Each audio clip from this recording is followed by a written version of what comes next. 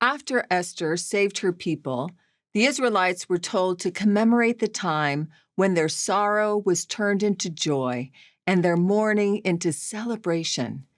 Modern-day Israel and Jews around the world still celebrate the Feast of Purim.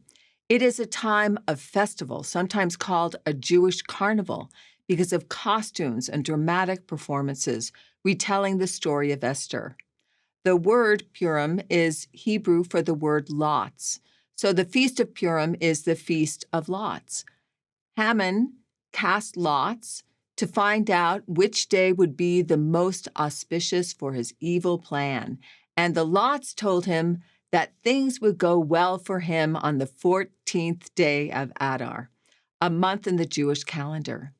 The ritual observance of Purim therefore begins with the day of fasting, or Ta'anet Esther, meaning the fast of Esther, on the 13th day of Adar, which is the day preceding the feast day. The synagogue service on the Feast of Purim is reading of the book of Esther.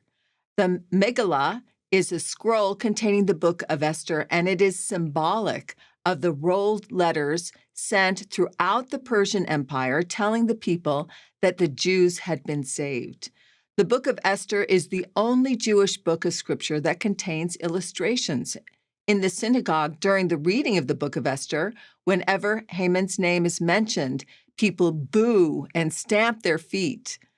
During Purim, there are also non-religious fun customs, such as the baking of three-cornered pastries called Haman Tashen, meaning Haman's pocket, or Aznan Haman, meaning Haman's ears. Children dress up in costumes, and plays are performed with Haman being characterized like the boogeyman, and Esther as the beautiful queen who saves all of Israel. The modern-day celebration of Purim is sometimes similar to Halloween, with children going from house to house in costumes of princesses, kings, heroes, and demons to receive treats. Some Jewish communities even elect a local woman to receive the title of Queen Esther as part of the celebration. On July 24th, many of us celebrate a day in our religious history when years of tribulations were turned into joy as the pioneers entered the Great Salt Lake Valley. We remember our hero ancestors who gave us so much through their faith and works, similar to Esther's faithful sacrifice. What does your family do to celebrate Pioneer Day? You may have fun traditions of a family barbecue, watching a parade, or dressing up like pioneers. Many young people have enjoyed going on trek, where they have simulated the pioneer experience. Pioneer celebrations do not only happen in Utah. I can remember as a young girl in New York, my family would dress up in pioneer clothes and pull a wagon around the yard while we sang, "Some must push and some must pull as we go marching up the hill." This act of remembering, especially when the Lord has made our sorrows and difficulties turn into joy, is a holy tradition that we should establish in our families. Our remembering can also be very personal as we celebrate precious times when the Lord has blessed us individually. These remembrances strengthen our testimony and help us always remember Him.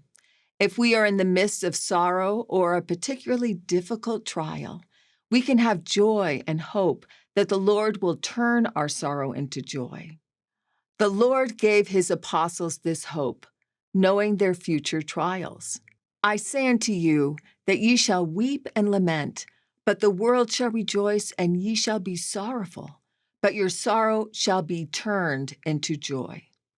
When Joseph Smith was in Liberty Jail, he cried to the Lord for comfort, and the Lord gave it to him.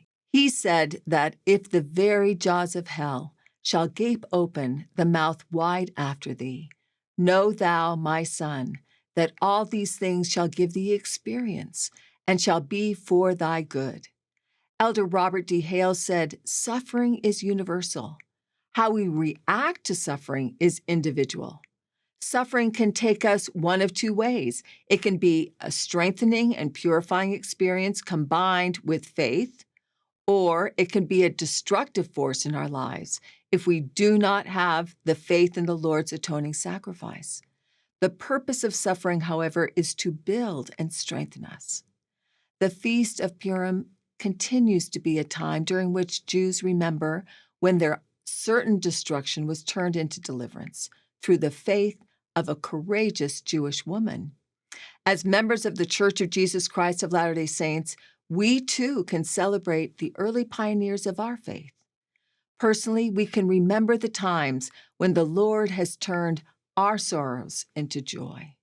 May we find joy in the Lord this week as we remember Him and the Lord's power of turning our sadness into celebration.